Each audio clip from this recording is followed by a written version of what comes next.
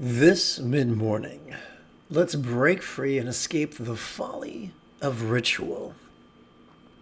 This is Lama Jigme Gyatso of the Buddha Joy Meditation School. Welcome to Meditate Like a Jedi, which is made possible due to support from viewers just like you through Patreon. This morning, we could chant and meditate and enjoy a lesson or two. But first, if you love Star Wars and you wish to meditate as transformatively as Rey on Ahch-To under the guidance of Luke Skywalker, be sure to subscribe and ring that notification bell. Good news. Oops, wrong button. Good news. If at any point during this morning's live stream you have a specific question about Buddhist meditation, Buddhist philosophy, or how to apply them to your life, simply type your question in great detail in the chat window on the right-hand side of the screen. Excuse me.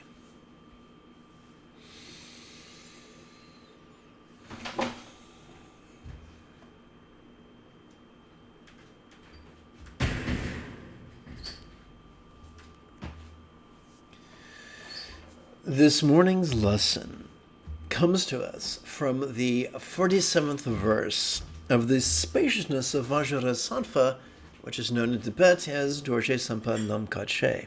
It was composed by Prahe Vajra, whose name is translated into Tibetan as Garab Dorje.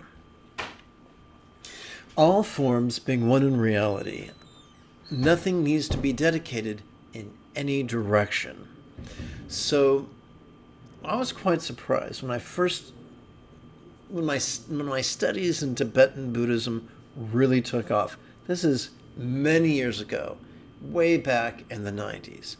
And I was surprised how similar it was from the tantric perspective to witchcraft. There was intentions and physical things one would do and like bowing and offerings and incantations. And in fact, I developed a nickname for it. I call it, instead of witchcraft, I called it Bodhicraft. So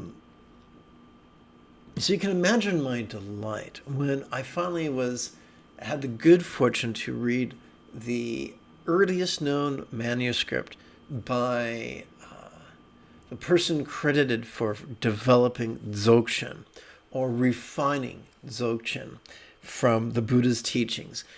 And in this passage, it just said, the essence is this: ritual is not necessary. In fact, it's a hindrance. But this is not the first time that was taught. Way back in the Dhammapada, we read, better to spend 1 hour in meditation than a lifetime tending a sacred flame. Metaphorically, the message is simple. Meditation good, ritual not good. Why is that?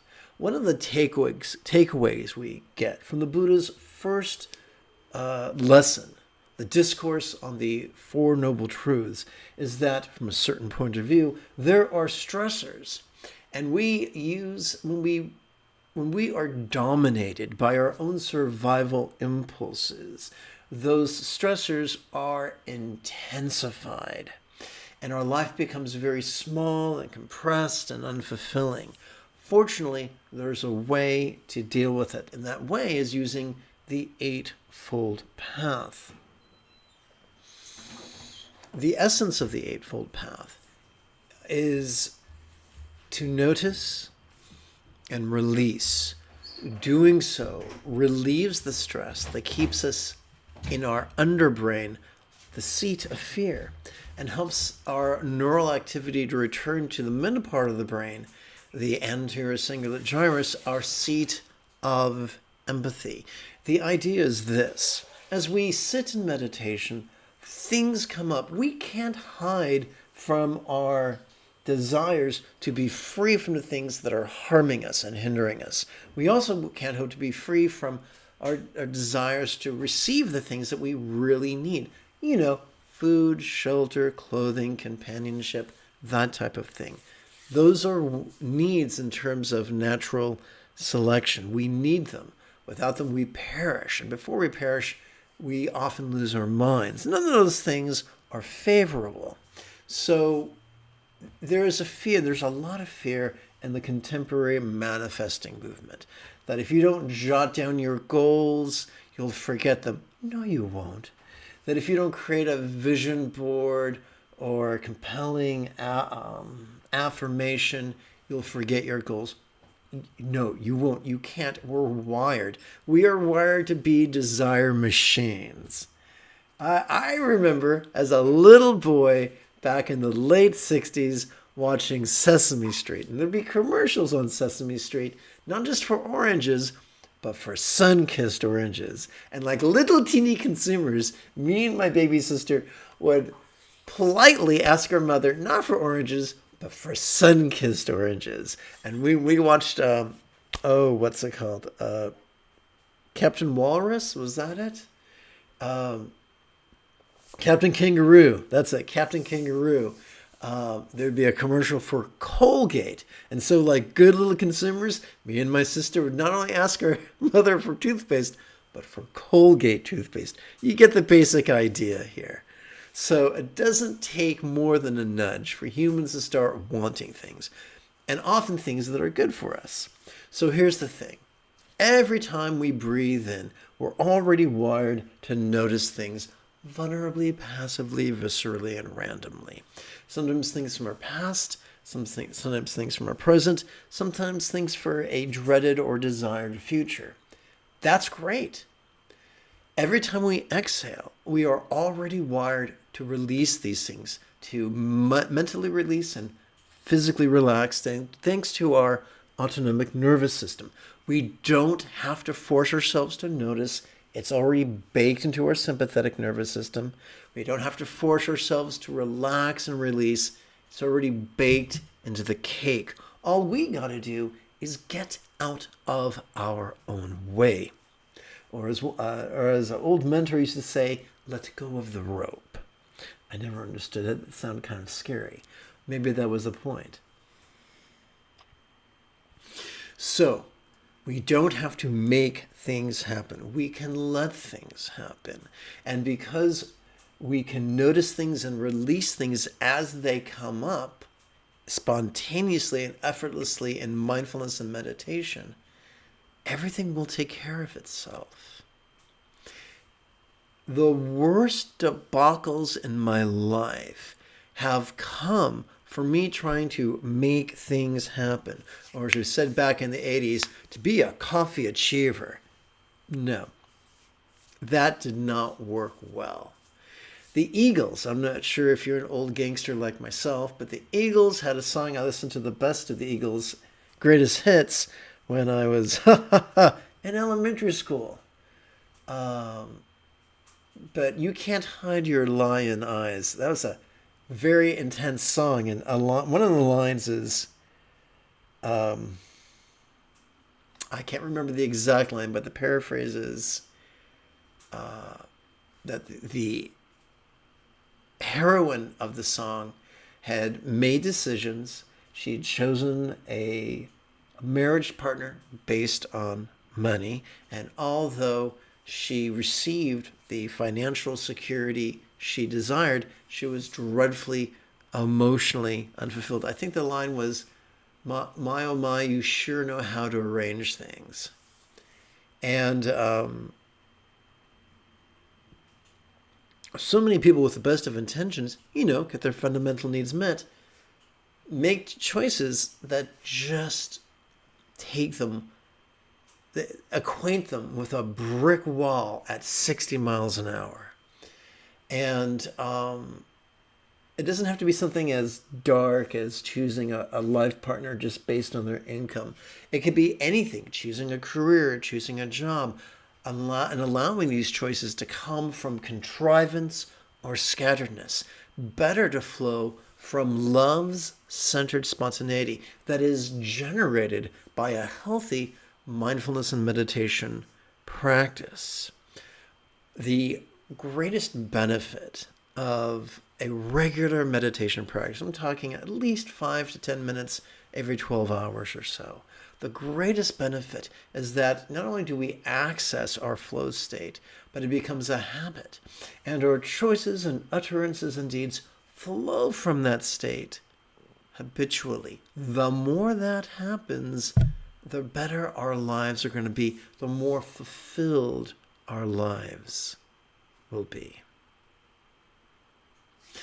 Before we start our meditation practice formally, I think it could be just lovely if together as a team we chanted the Sunday morning selection from the root text, the vast expanse of Vajrasattva. Please join me. And once again, don't be shy. The minute you got a question, type it in the chat window, click the send button, and I'll be happy to answer it for you.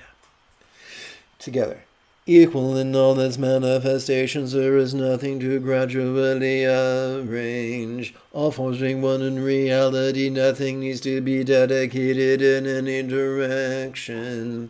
We may accumulate and arrange all various offerings, but since they occur naturally, they need no arranging or distribution. The true condition being intrinsically perfect, there is no need to make offerings. Pure from its inception, the pristine continuum is already wisdom nectar. There is no need for all minds or all senses to visualize or intend. All phenomena are already arrayed and consecrated by mind's judgments. The spiritual power of clear seeing is the equipoise of contemplative stillness. Even an instant of this contemplation is divine union. The satisfaction of this union fulfills all spiritual commitments. Going through the dance steps of various spiritual practices, one is in reality offering the state of union non-dually.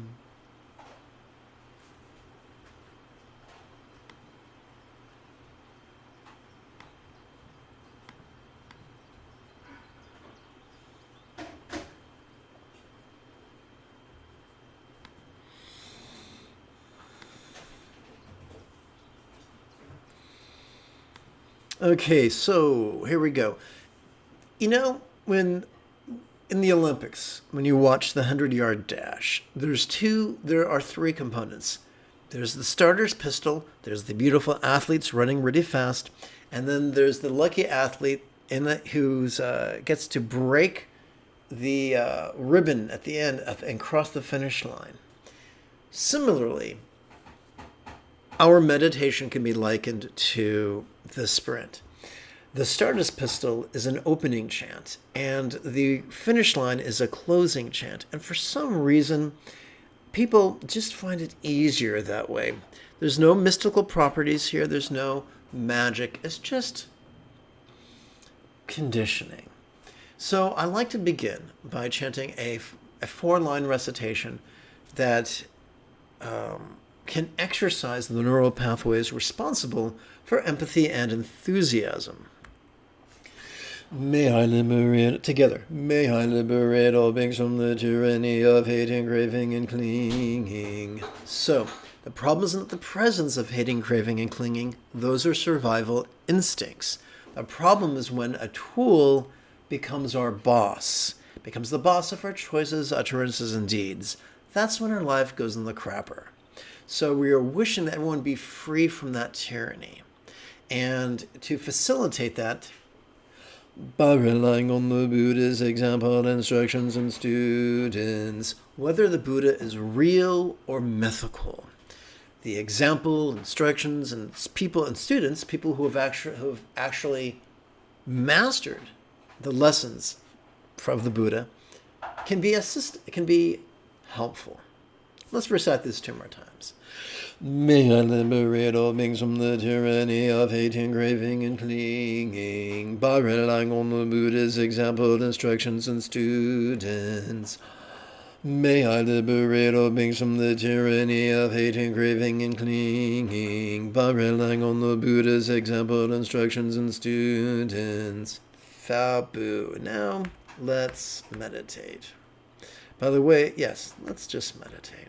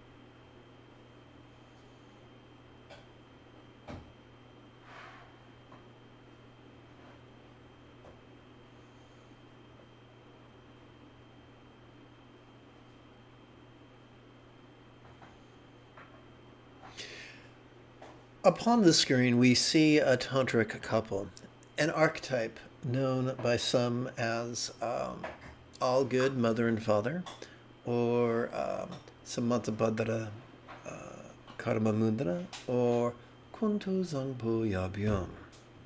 It don't matter what you can call it. You can call it Fred and Ethel if you want to. The man's blue sky reminds us, the man's blue body, a body comprised of blue light, reminds us of an infinite azure sky and a bright and beautiful cloudless day, which, although tantalizing to the eye, is not graspable to the hand.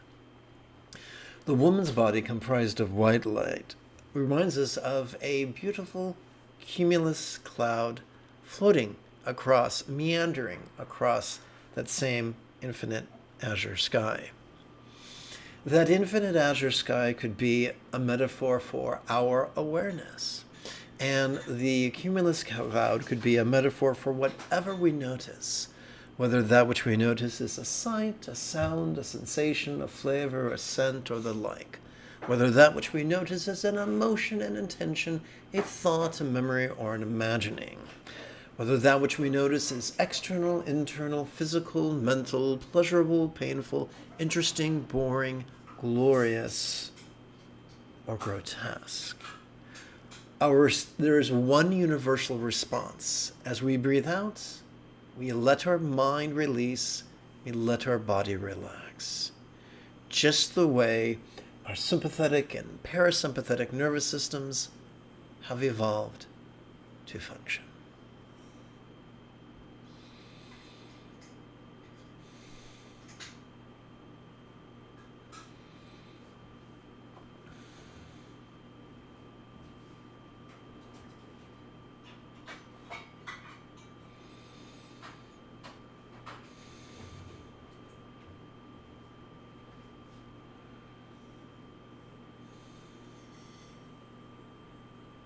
Here's another way of looking at this.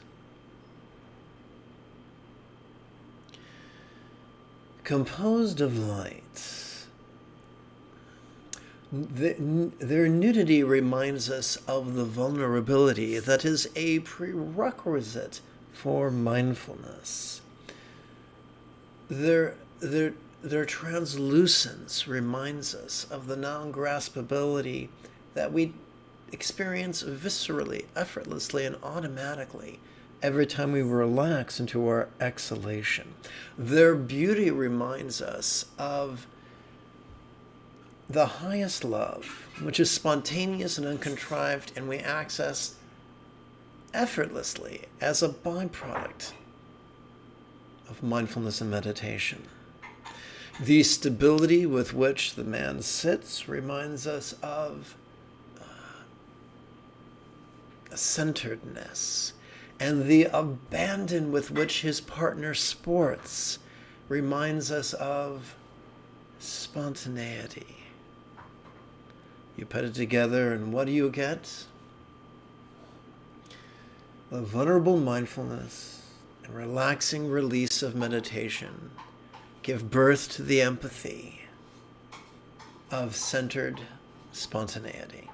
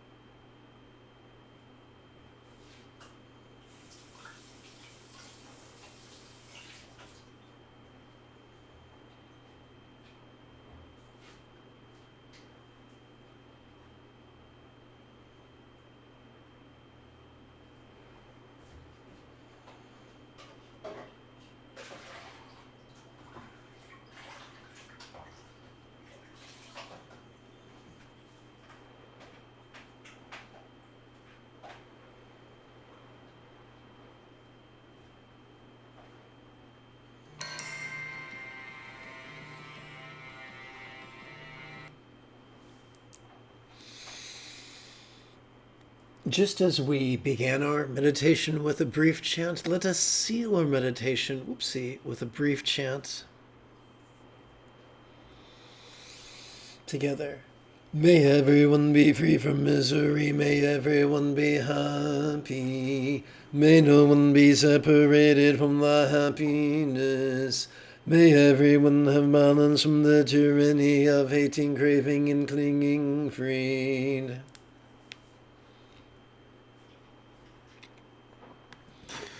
If you feel that I have earned it, you could type something in the chat window. You could give this live stream a thumbs up.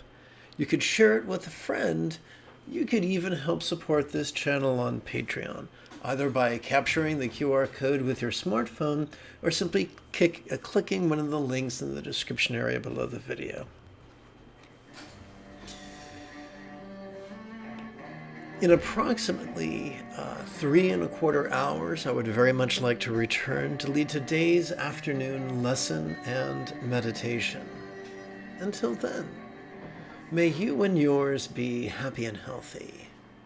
And if you are as geeky as me, this is the way.